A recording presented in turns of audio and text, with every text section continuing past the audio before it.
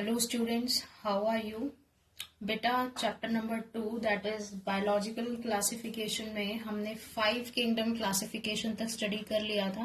That is R.H. Whittaker ने जो classification दिया था वहां तक हम पढ़ चुके हैं। तो आज हम जो नेक्स्ट टॉपिक स्टार्ट करने जा रहे हैं वो है 3 domains of life, that is also 6 kingdom classification. ठीक है बेटा, देखिए क्या होता है। 3 डोमेन सिस्टम जो है ये एक तरीके का क्लासिफिकेशन ही है, ये भी एक तरीके का बायोलॉजिकल क्लासिफिकेशन है which was introduced by Carl Woese. बेटा ये वो साइंटिस्ट थे जिन्होंने 3 domains of life that is 6 kingdom classification दिया था। ये प्रोफेसर थे डिपार्टमेंट ऑफ माइक्रोबायोलॉजी में। ठीक है, तो 3 डोमेन सिस्टम जो है ये एक तरीके का बायोलॉजिकल क्लासिफिकेशन है which was introduced by Carl Woese. तो बेटा एक्चुअली जो ये 3 डोमेन सिस्टम जो आया है ये 5 किंगडम सिस्टम के ऊपर ही बेस्ड है। अब मैं अगर आपको बताऊं इसमें क्या किया गया, तो इसमें क्या किया है, 5 किंगडम क्लासिफिकेशन में हमने 5 किंगडम्स पढ़े थे। तो क्या किया है इन्होंने, जो किंगडम मुनेरा है उसको 2 डोमेन्स के अंदर डिवाइड कर दिया। ठीक है, जो मुनेरा है उसको क्या किया है, 2 डोमेन्स के अंदर डिवाइड कर दिया गया है। बाकी के जो 4 किंगडम थे, किंगडम प्रोटिस्टा था और प्लांटे था, फंजई है था, एनिमेलिया है, बाकी के जो चारों किंगडम्स हैं बेटा उनको इन्होंने अलग से 3rd डोमेन के अंदर रखा है। समझ रहे हो? तो क्या हुआ है, मोनेरा को ही 2 डोमेन्स में डिवाइड कर दिया है और एक 3rd डोमेन और है जिसके अंदर इन्होंने यूकैरियोटिक किंगडम्स को रखा हुआ है, जैसे प्रोटिस्टा, फंजाई, प्लांटे, एनिमेलिया। ठीक है, तो इसको हम 6 किंगडम क्लासिफिकेशन भी बोल देते हैं। It is actually a 6 kingdom classification. अब देखिए सबसे पहले जो डोमेन की बात करते हैं वो है डोमेन आर्किया। ठीक है बेटा, इस डोमेन के अंदर प्रोकैरियोटिक ऑर्गेनिजम्स रखे गए हैं। जैसे कि मैंने आपको बताया है कि मुनेरा को ही डिवाइड कर दिया है 2 डोमेन्स के अंदर। ठीक है, मुनेरा के ही 2 डोमेन बना दिए गए हैं। तो ये पहला डोमेन है जो मुनेरा से बनाया है। इसके अंदर बेटा प्रोकैरियोटिक ऑर्गेनिजम्स रखे गए हैं और एक किंगडम इसके अंदर आता है, किंगडम आर्के बैक्टीरिया। हम कह सकते हैं ये पहला किंगडम है, किंगडम आर्के बैक्टीरिया। तो आर्के बैक्टीरिया कौन से बैक्टीरियाज होते हैं बेटा, ये एंशियंट बैक्टीरियाज हैं, ओल्ड बैक्टीरियाज हैं जो कि एक्सट्रीम कंडीशंस जो है, जो एडवर्स कंडीशंस हैं उनमें सर्वाइव कर जाते हैं। जैसे कोल्ड हो गया या hot springs, you can say बहुत ज्यादा temperature like that of boiling water. ठीक है, तो इतने में भी दे कैन सर्वाइव। तो बेटा ये जो डोमेन है आर्किया, ये किंगडम जो मुनेरा है उसको डिवाइड करके 2 डोमेन्स बनाए थे। तो ये पहला डोमेन है डोमेन आर्किया, जिसके अंदर एक किंगडम रखा है, किंगडम आर्के बैक्टीरिया। तो आर्के बैक्टीरियाज जो हैं ये प्रिमिटिव बैक्टीरियाज हैं, दैट इज एंशियंट बैक्टीरियाज हैं, you can say old bacterias हैं। ठीक है, तो मैंने देखिए लिखा है this kingdom contains early prokaryotes which live in the extreme environment. ठीक है, अब हम बात करते हैं सेकंड डोमेन की, डोमेन बैक्टीरिया। ठीक है, अगेन मुनेरा को डिवाइड किया। अब आप समझ रहे हैं मुनेरा को कौन से 2 डोमेन्स में डिवाइड किया गया है, एक तो डोमेन आर्किया, दूसरा डोमेन बैक्टीरिया। बेटा इसके अंदर टिपिकल प्रोकैरियोट्स वो रखे गए हैं जिनके अंदर मेम्ब्रेन कवर्ड सेल ऑर्गेनेल्स नहीं है। या मैं आपको ये बताऊं, इसके अंदर यू बैक्टीरियाज को रखा गया है। यू बैक्टीरियाज होते हैं जो ट्रू बैक्टीरियाज होते हैं, जो प्रेजेंट डे बैक्टीरियाज हैं। ठीक है, अब ये आर्के बैक्टीरिया, यू बैक्टीरिया, इनके बारे में डिटेल में आगे हम और पढ़ेंगे। आपका किंगडम मुनेरा नाम का जो चैप्टर आएगा उसके अंदर भी हम और डिटेल में पढ़ेंगे इनके बारे में।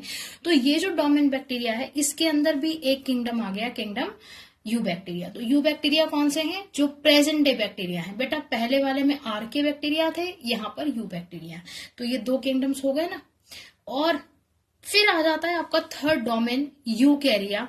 इस डोमेन के अंदर सारे यूकैरियोटिक ऑर्गेनिज्म रखे गए। या मैं ये कहूं कि जो 4 किंगडम बच गए मुनेरा के अलावा, जो 4 किंगडम्स थे कौन कौन से थे, प्रोटिस्टा, फंजाई, प्लांटे, एनिमेलिया, ये चारों किंगडम एक अलग से डोमेन में रखे हैं, डोमेन यूकैरिया। तो बेटा ऐसे देखिए 3 डोमेन्स हो गए हैं, first domain, second domain and then 3rd domain. और कितने किंगडम हो गए, 4 तो ये हो गए, 5th ये हो गया और 6th किंगडम ये हो गया। तो टोटल हो गया ना 6 किंगडम क्लासिफिकेशन और 3 डोमेन्स। ठीक है, तो इस क्लासिफिकेशन में बेटा क्या किया गया था, मोनेरा को ही दो डोमेन्स में डिवाइड कर दिया गया, एक आर्के और दूसरा रखा गया बैक्टीरिया। बैक्टीरिया में यू बैक्टीरियाज हैं, आर्के में आर्के बैक्टीरियाज हैं, ठीक है। और यूकैरिया नाम का जो डोमेन है, इसमें यूकैरियोटिक ऑर्गेनिजम्स, दैट इज जो 4 किंगडम बच गए, प्रोटिस्टा, फंजाई, प्लांटे और एनिमेलिया रखे गए। अब आते हैं नेक्स्ट हम आर्टिफिशियल सिस्टम ऑफ क्लासिफिकेशन। बेटा ये जो क्लासिफिकेशन का सिस्टम है, इसका जो मेन जो रोल है, दैट इज जो मेन कॉन्ट्रीब्यूटर्स हैं वो हैं एरिस्टोटल और लाइनियस, ठीक है। इन्होंने सबसे ज्यादा कंट्रीब्यूशन दिया था। और इस क्लासिफिकेशन में, दैट इज इस सिस्टम ऑफ क्लासिफिकेशन में क्या किया गया है, यहाँ पे बेटा ऑर्गेनिजम्स की ग्रुपिंग की गई है। किस बेसिस पे? सिर्फ एक या दो मॉर्फोलॉजिकल कैरेक्टर्स की स्टडी करके ऑर्गेनिजम्स की ग्रुपिंग कर दी है। अब अगर मैं एक या दो मॉर्फोलॉजिकल कैरेक्टर्स, दैट इज मैं अगर मॉर्फोलॉजिकल कैरेक्टर्स की बात करूं तो मॉर्फोलॉजिकल कैरेक्टर्स कौन से होते हैं? जो एक्सटर्नली अपीयर होते हैं, ठीक है। तो बेटा आर्टिफिशियल सिस्टम ऑफ क्लासिफिकेशन जो है, it is a system of classification which uses one or two morphological characters for grouping of organisms. Some artificial systems have used habit and habitat for this purpose. ठीक है, तो बेटा एक या दो morphological characters के बेसिस पे organisms की ग्रुपिंग की गई है, जैसे उनकी हैबिट्स कैसी हैं, हैबिटेट मतलब वो कहाँ पर रहते हैं, ठीक है। इस तरीके से एक या दो मॉर्फोलॉजिकल कैरेक्टर्स के बेसिस पे क्लासिफिकेशन उनका किया गया है। नेक्स्ट सिस्टम ऑफ क्लासिफिकेशन आता है natural system of classification which was given bye Bentham and होकर, ठीक है। बेंथम ने एंड होकर नाम के जो साइंटिस्ट हैं, उन्होंने ये क्लासिफिकेशन दिया था। और क्या है बेटा, it is based on the study of similarities in both external and internal features. अब ध्यान दीजिए, एक्सटर्नल फीचर्स तो यहां पर पढ़ ही लिए थे, यहां पर इन्होंने क्या किया, एक्सटर्नल तो पढ़े ही हैं, साथ में इंटरनल फीचर्स भी स्टडी किए हैं। यहाँ पे मॉर्फोलॉजी थी, यहाँ पे मॉर्फोलॉजी तो है ही, साथ में एनाटॉमी भी है। मैंने आपको प्रीवियस वीडियोस में बताया हुआ है इंटरनल फीचर्स, ठीक है, एनाटॉमिकल स्ट्रक्चर्स। तो बेटा ये है, मतलब यहाँ पे क्या किया है, एक्सटर्नल और इंटरनल फीचर्स दोनों को ही स्टडी किया गया और फिर आया नेचुरल सिस्टम ऑफ क्लासिफिकेशन। इससे थोड़ा सा बेटर आ जाता है ये। उसके बाद थर्ड सिस्टम ऑफ क्लासिफिकेशन आता है phylogenetic system of classification which was given by Engler and Prantl, ठीक है बेटा। इस क्लासिफिकेशन, अब देखिए नाम से पता चल रहा है फाइलोजेनेटिक। फाइलोजेनेटिक का मतलब क्या होता है, इवोल्यूशनरी रिलेशनशिप्स। ऑर्गेनिजम्स का इवोल्यूशन आपको स्टडी करना है, वो किस तरीके से एक दूसरे से रिलेट कर रहे हैं, इवोल्यूशनरी रिलेशनशिप्स स्टडी किए।